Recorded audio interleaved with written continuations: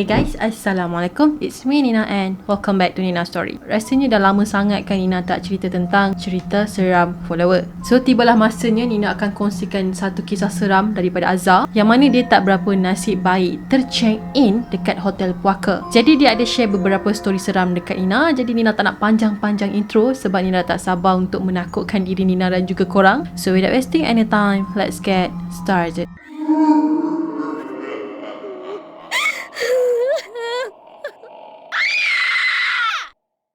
So, kisah yang pertama ni terjadi dekat Langkawi pada tahun 2019. Pada masa tu, Azhar ni telah pilih untuk bercuti di Langkawi iaitu di Kuala Muda, dan dia pun booklah hotel dekat bilik yang paling atas. Sebabnya Azhar ni sejenis orang yang suka tengok view dari tempat yang tinggi. Jadi setiap kali dia book hotel, dia memang akan pilih bilik yang paling atas. Jadi lepas dah sampai dekat hotel, dia pun pergilah dekat receptionist untuk ambil kunci bilik, dan dia pun masuklah ke bilik dia. Awal-awal dia masuk ke dalam bilik tu kan, dia dah dapat salam perkenalan daripada pen dia tu guys. Dia buka je pintu, dia masuk je kat dalam tu, dia dah terdengar bunyi seretan perabot. Dia boleh rasa vibrate benda tu bergetar dekat atas lantai. Tapi kat sini ni highlightkan sekali lagi, dia duduk dekat bilik yang paling atas. Masalahnya dekat sini, kalau dia dah book bilik paling atas, mana ada bilik lain dah dekat atas tu kan? Kecuali ada shilling dan bumbung. Dalam 5 ke 10 minit jugalah barang-barang perabot tadi tu dia seret ke sana ke sini tau. Tapi yang pelik tu kan, bunyi tu cuma berbunyi pada waktu tengah hari dia masuk check in tu je. Pada waktu malam ataupun esok tu memang tak ada apa-apa bunyi. Next story pula daripada Azhar, dia kata kali ni dia check in pula dekat Port Dickson ataupun kita panggil PD lah, dekat Teluk Kemang. Gangguan yang terjadi dekat PD ni sama je dengan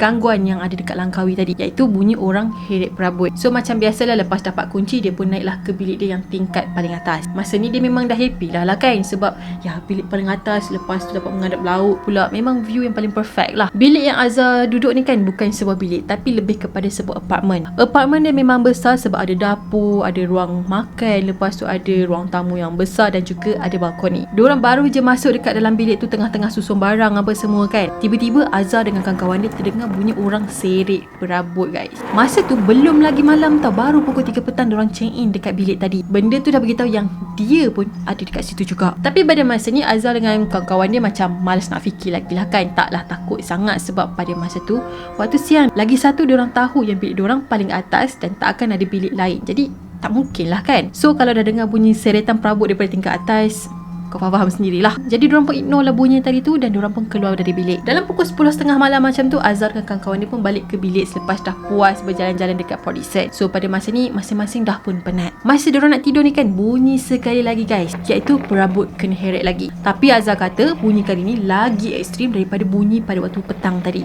Sret, sret, sret. Benda tu bunyi agak lama, dalam 10 minit macam tu. Tapi Azhar kata dia dengan kawan-kawan dia macam buat tak tahu sangat sebab masa tu badan diorang dah pun penat. Jadi mungkin disebabkan diorang buat tak tahu dengan bunyi tu, benda tu pun senyap. Tapi tak lama lepas tu benda tu bunyi, tapi kali ni lagi lama, iaitu hampir setengah jam. Azhar kata kadang-kadang bunyi tu macam bunyi orang seret kerusi, dan kadang-kadang bunyi tu macam bunyi benda yang tersangat berat yang kena heret tau.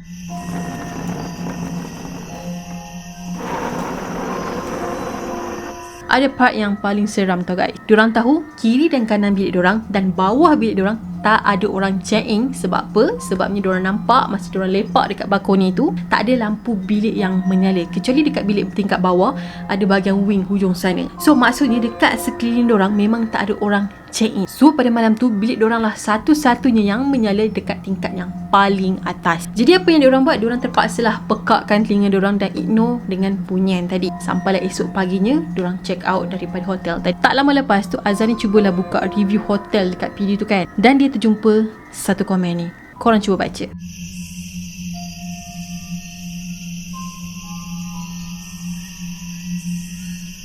So Nina rasa gangguan yang dia dapat dekat bilik tingkat paling atas tu mungkin disebabkan dekat bilik paling atas ni biasanya orang jarang check in kecuali full house lah. So biasanya pihak hotel ni akan penuhkan kawasan yang bahagian bawah dulu. Jadi kalau si Azhar ni minta untuk check in tingkat paling atas, kemungkinan besar bilik tu sebenarnya jarang digunakan. Kalau jarang digunakan, mestilah benda tu ditumpang tidur dulu kan. Jadi nasihat Nina kat sini, kalau korang nak check in dekat bilik paling atas, korang fikir bilik tu memang jarang digunakan, dan diorang hanya akan buka bila bilik-bilik yang lain dah pun penuh. So tak peliklah kalau dapat gangguan yang agak menyeramkan. Okay guys, yang ni adalah last story daripada Azhar tentang homestay yang dia book melalui Airbnb. Jadi homestay yang dia book ni adalah dekat Melaka dan dia telah pergi bercuti dengan family dia selama 3 hari 2 malam. Azhar kata rumah ni cantik sebab dia design macam semidi dan terletak dalam kawasan rumah orang berada. Masa nak check in dekat homestay tu kan, housekeeper dah pun pesan dekat dorang yang dorang ni tak boleh bising lebih daripada pukul 11 malam. Sebab kawasan ni kan kawasan perumahan, jadi kena hormat sikit lah privacy orang lain. Jadi dekat situ kan orang kaya yang tinggal, so dorang ni macam lebih utamakan privacy,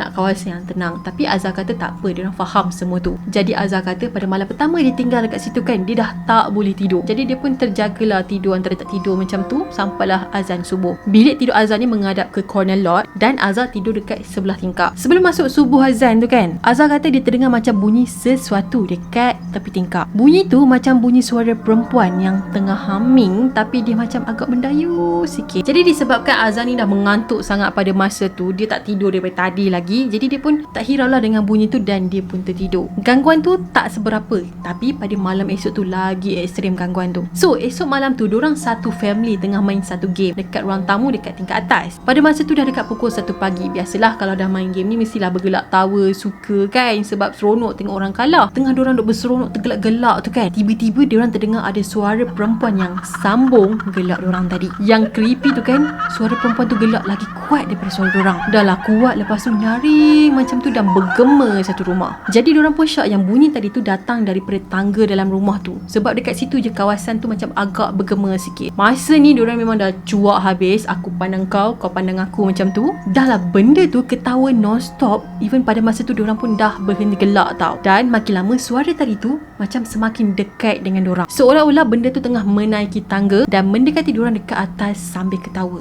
Dorang pada masa tu pun memang dah takut sangat. Dorang tak cakap banyak dan terus masuk ke bilik masing-masing untuk tidur. Esoknya barulah dorang cerita balik apa yang dorang dengar pada malam tadi. Dan selepas tu dorang terus check out daripada rumah tu. Dalam malam pertama tinggal dekat situ dah dengar ada perempuan humming, and then malam kedua diorang gelak-gelak, benda tu pun sambung gelak sekali. Ush, sumpah meremang. Okay guys, itu sajalah perkongsian daripada Azhar pada kali ni tentang dia tersalah check in dekat hotel yang berpuaka. Masalahnya kita pun tak tahu kan hotel tu puaka ke tak. Tapi untuk keselamatan, korang baca dulu review dekat hotel sebelum korang book. Sebab nanti at least korang tahu hotel tu ada benda ke tak, macam tu. Okay guys, itu sajalah perkongsian Nina untuk hari ni. Terima kasih kepada Azhar kerana sudi mengongsikan kisah seram dia kepada Nina. Dan kalau korang teringin juga nak share kisah seram korang, korang boleh je email Nina ataupun DM Nina dekat IG je. Tapi ya, kemungkinan cerita korang akan diterbitkan kau. Mungkin akan diceritakan lambat sikit lah sebab Nina pernah beritahu kan sebab apa sebelum ni. Dan itu sajalah untuk hari ni. Kepada korang yang belum lagi subscribe channel Nina, korang boleh subscribe di bawah dan turn on notification. Dan jangan lupa juga untuk follow Nina di Instagram. Kita akan jumpa lagi next video. Bye bye. Assalamualaikum.